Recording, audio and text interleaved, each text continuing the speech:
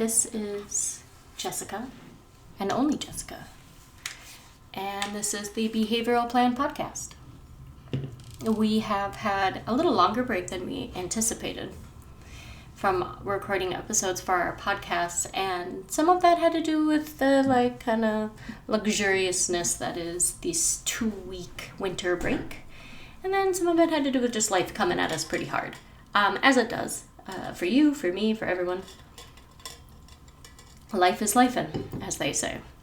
So I'm going to actually record just a small little podcast today, just to get something out and get us back in the roll of things. I've got some plans with some guests. My BFF ride or die, Carly, has 2 sons, and she's been navigating the IEP 504 game for quite some time and has had terrible experiences with it, unfortunately, and has just like a wealth of knowledge to share through her personal experience. So we'll be doing that hopefully within the next week together to share with you. And in the meantime, I'm just going to do a check-in about myself. My name is Jessica, and I am in my early 40s. I have a mixture of a background.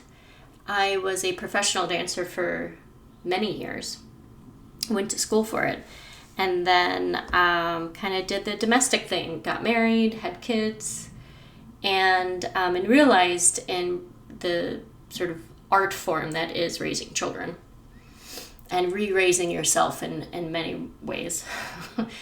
I realized that I really had a keen fascination to child development, and not just any child development. I mean, I'm fascinated by every stage, but because I've been in the throes of it from birth to, my oldest is 10 now, but really birth to 3 is such an incredible period of growth and is fascinating to learn about. And I felt like every step of the way with my children, there was something new that I was in need of researching. And I won't claim too much altruism here. I did that mostly because it helped my anxiety.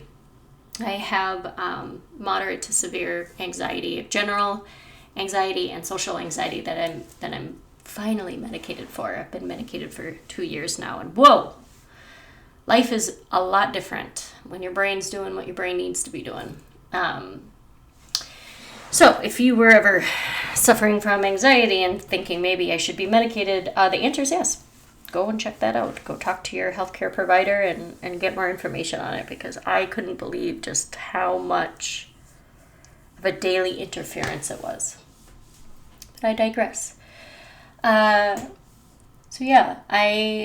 then decided, in thinking about the other half of my life, I wanted to do more. I get a deep satisfaction in working with children and developing relationships with them and helping support them become people, character development and social emotional development, language development, movement development, all of it. I truly find an immense amount of joy in doing it. So my oldest was going to a Montessori preschool, and I had sort of volunteered, and got hired to be a sub. And a sub is a pretty loose term when it comes to preschool. Really, you're just kind of there and helping out as a support person. But it showed me that I wanted more, that was something I really wanted to do. So I went back to school for it. I got my A to I diploma in Montessori studies through the Southwest Institute of Montessori Studies in Arizona. And I was able to teach for about a year. and then I wasn't able to teach anymore. As a lot of us knows, being a parent of a neurodivergent child, your ability to work a full-time job is impossible, especially in those early years, and especially when your child has a lot of behavioral challenges that are seen as defiant or aggressive or or they're just not at peace, right? They are a child that expresses themselves physically, and without the right environment, without the right trained staff, you get a lot of phone calls. You get asked to adjust your schedule a whole lot to help accommodate facilities that just don't have the means to support your child. And it's, a double-edged sword, because I feel like you want the facility to be honest about it and upfront about it and be like, we can't. There's nothing left for us to do, or that we can do, that we know what to do. And it's not necessarily true. There's a tremendous amount of things you can do. You just got to do the work and find the resources, because they're there. They are there in the state of Minnesota. Better that than some of these cases where these parents have no idea. They have no idea how their child is being treated all day long. And a lot of it is abuse and neglect. And then you have these children, a lot of them aren't speaking yet expressively in a way that they can share their lived experience throughout the day.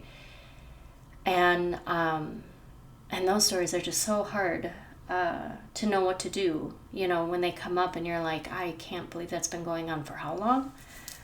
So I'd rather have a facility be upfront and honest and a pain in my ass, constantly calling me about my child's behavioral issues, than not know it all. So I guess. But it forced me to have to choose between a job and my kids, and my kids will always win out. So I am not able to teach full time. But I can sub, which is meaningful, and I can do other things, right? Like I can do this parent and caregiver infant class. And even though I'm teaching Montessori principles, doing it with a lens, with inclusion in mind, because I can't not do it, right? That's what I bring to the table. I bring to the table the knowledge of being a parent of neurodivergent children. And my hopes is to add more to that toolbox, right? I've been looking up how to become a paraprofessional, how to get certified in, behavioral health for children, stuff like that. And, time and money and other things that just aren't in abundance right now. But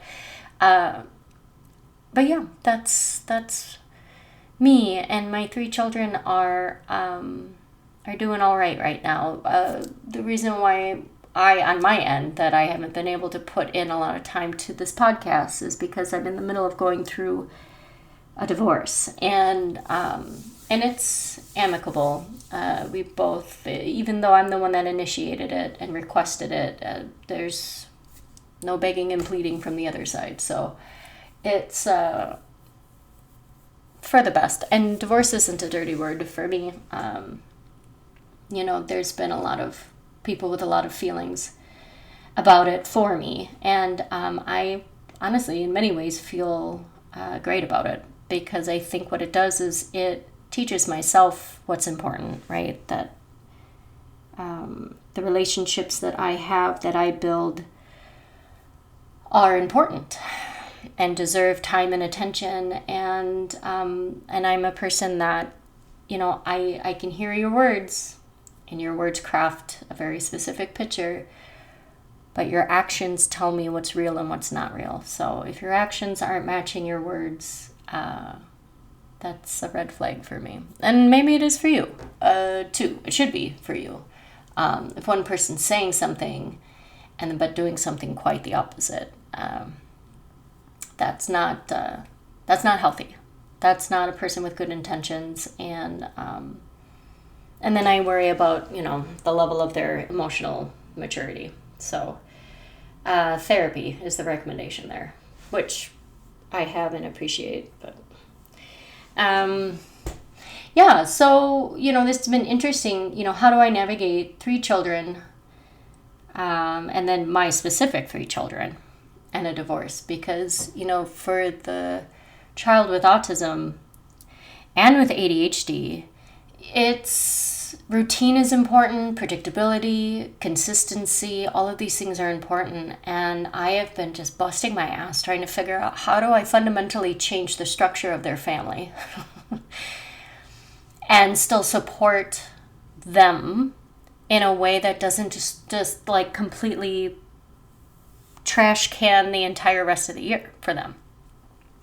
And so in some ways it's been slow changes, right? Like a lot of the work has been done behind the scenes without them knowing, especially during the holidays.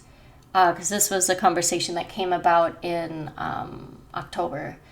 And so, and to be perfectly clear, our relationship has been void of affection and intimacy and things that would show a happy, like a happy couple to children to begin with. So like, it's not like there was this stark change suddenly, you know, from everything seemed fine and now everything is not fine.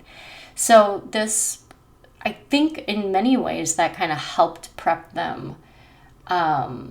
But, you know, we started slowly changing things in the house, the manner in which we were intentional with each other, sleeping in separate rooms and things like that. And very much using language that's like, that's a dad thing, that's a mom thing. When we went through the holidays, we shared, you know, the main holiday together. But then when it came to in-laws, it was, you know, this is your dad's day with your dad's side of the family, so you get to go and do that. I have other plans. I'm going to do something else. And the age of my children, it was pretty straightforward, and they accepted it without too much question. And where the change happened is now the phase that we're in now is we are, I can't remember what it's called. It's something about nesting. The kids stay in the house, and the two spouses kind of go on their non-kid days. They go and sleep somewhere else. So that's the phase that we're in right now, which is very odd. But, you know, we're grown-ups and we're in charge of our own emotions, and we can sort that out ourselves. And if we can't, you seek therapy. But so that's the stage that we're in right now. It seems to be okay. We're not that far into it. But we'll do that for about a month before I move into my new place, and then the kids will be bumping back and forth between my place and his place.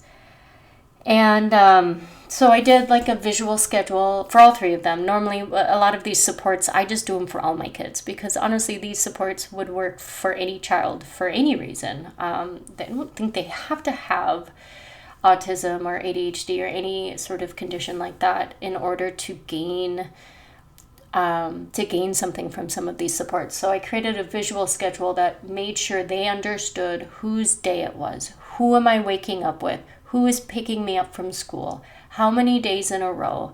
And so it's a weekly visual schedule that I've created for them, and they have it at home where their home is, and then they have it in their backpack for school.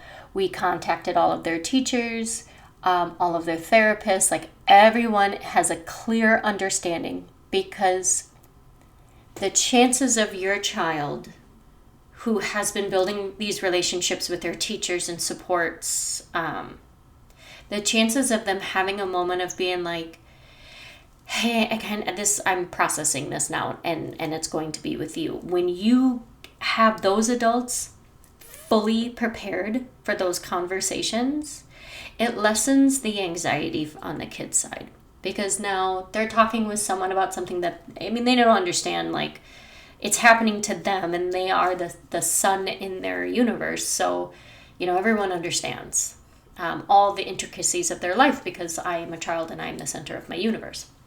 It's egocentric, but not in a malicious way, in a very pure and developmental way. And so everyone knew before they knew, everyone knew the absolute finer details of what was going on.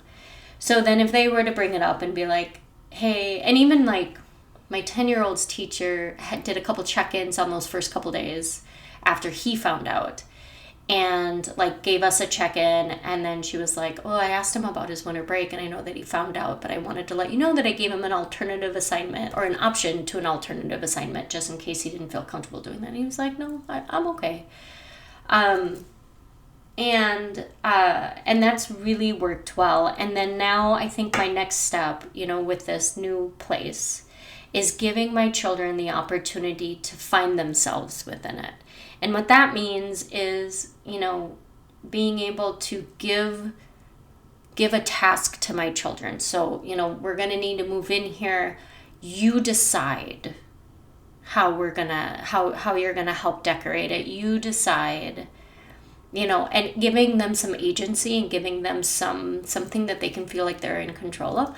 Well, also without the intent of like covering up their very real feelings that they're going to be having during this time. But it gives them a sense of like, this isn't just 100% something that's happening to me, but this is something that's happening with me. And I think the distinction between the two, right? Something that's happening to you versus something that's happening with you, makes you feel a greater sense of safety and security.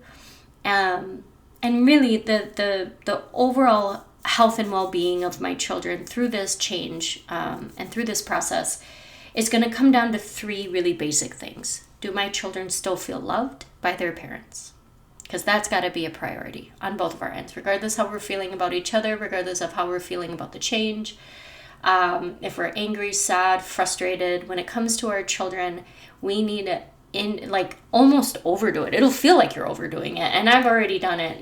This is my this is my first full day with my kids since having a few days off. But like in everything that I'm doing, I'm like, I see that you worked really hard on that. I do. I really love you. Just like, you just say it out loud more, and you just bring it up more, and you give them more hugs, and you check in with them more, and you're looking at their behavior and going, this just might be a way that they are expressing the uncertainty of their world right now. And so it's not, an excuse to let go of boundaries and, because if anything, they need those limits and boundaries. Those tracks, those railroad tracks that I talked about in a different episode, they need them more than ever now because, again, that's that sense of safety and security. I, feel grounded in my reality and making sure that you're doing that work. And that I will recognize is tremendously hard for the person who's also going through a lot of change. Like I myself am looking at my limits and boundaries and looking at my tracks and asking myself, are these safe and secure for me to feel like I can move into a totally different chapter in my life that in some ways is unexpected, and can I do that with a sense of safety as well? Because if I'm not feeling safe, my children certainly will know that. And if I'm not feeling confident, right, in the choices that I'm making, if I'm not feeling like assured that like everything's going to be okay, because it is, everything, it's just my attitude, everything's going to be okay. If I'm not feeling those things, my kids are going to know. My kids are going to know, they're going to feel it, and then they are going to feel those things, and they're going to feel those things much greater than I am feeling them. So that sense of, am I loved by my parents, which is a big fundamental fear for children. The next thing would be like a sense of safety and security. So am I feeling safe and secure within my home? And that work is a lot less right now because they only have one home and their parents are just sort of bouncing back and forth. But once it just becomes their father's home, then, this space has already established a sense of safety and security, but now it's without mom and without a parent that you're expecting to have within the house. Their dad's going to have to like just reassure them that like, I am here and I am a good father and I am here for you and I will keep you safe and I will keep you secure and I will provide for you and all of these things, which I have no doubt in my heart or in my mind that he wouldn't be able to do that for them. So then it's my job then in this new space to be like, this new space is safe and secure. I will be able to provide for you and take care of you, and doubling down on that. And still working out the finer details of like how I do that with actions. But that's just like kind of showing up in like my overall attitude when they come and have days at my house. And then the third thing, we got love, we got safety, we got security. The third thing, which really sounds like the fourth thing, doesn't it? Is making making their everyday experience not be centered around the divorce. So yes, right now my daily lived experience is centered around this divorce because I'm in the middle of it. I'm in the thick of it. But it doesn't have to be for them. It is something that they are a part of, yes, but it shouldn't be the center of what they're experiencing. And I remember growing up, my parents' divorce was handled in the worst way. And I felt like I was in the absolute middle of it, both with their emotional fighting and like the physical way they handled, moving us around. And then there's lots of other layers going on that I saved just specifically for my therapist. But I remember I wasn't upset that they got divorced. I was absolutely upset about how they treated me and how they treated my sister, how they treated each other, and how they were treating themselves. And I know that sounds like, there's no way, Jessica, you were like 7, and there's no way you were that in tune, but children truly are. They are aware of it all. And they, especially at that age, right, after the age of 6, they are adapting constantly to their environment. And so when their environment fundamentally changes and there's not a grown-up to help them adapt, there's not a secure attachment involved in an adaptation, that's where it gets messy and sticky. So every time I start spiraling out into anxiety land going, but what if this and what if that, and how much do I have to set aside in a savings account to pay for the future therapy of my children, I remind myself that like, nope, if I tend to these like basic things, to these fundamental truths of a child, in the event of this change, then I can at least say that I did everything within the toolbox that I have and within the parenting capabilities that I have to lessen the blow of what is currently changing for them. But that doesn't mean they're not going to have their feelings. They're going to have their feelings. They're going to form their opinion around relationships due to this experience, and no pressure. But it's just the way it's going to be, and I'm going to have to just be okay with how it turns out. But I have a good sense and a good feeling of how to move forward. But if you are a parent out there, neurodivergent children who also navigated a divorce at the same time, if you have, things that worked really well for you, things that didn't work really well for you, if you just want to share your story, you can email us at the Behavioral Plan Podcast. No, that's not right. The Behavioral Plan, you can email us. You can email us at the Behavioral Plan at gmail.com, or you can interact with us on Instagram or on Facebook. I hear Red Note's a pretty great place to be right now. Maybe we'll start a Red Note account. But share with us. It's a unique thing, and it feels isolating, and yet I feel like a lot of families are going through this. A lot of this seems to be happening over the last 5 or so years. But if you want to share, that would be great. You can just share with us, or you can share with us with the intent of sharing to the greater community. Tag us in a post, whatever you want to do. I think that wraps up my episode. Hopefully I can talk Jennifer into doing a little solo podcast for herself. She's got a lot of updates going on because life, I would say if someone was going to get the blue ribbon of life getting thrown at you, she got it. She got the blue ribbon. She came in first. I'll let her tell her own story in her own time. But in the meantime, treat each other well, hug your children, stay warm, and we will check in with you soon. So this was Jessica, and this was the Behavioral Plan Podcast.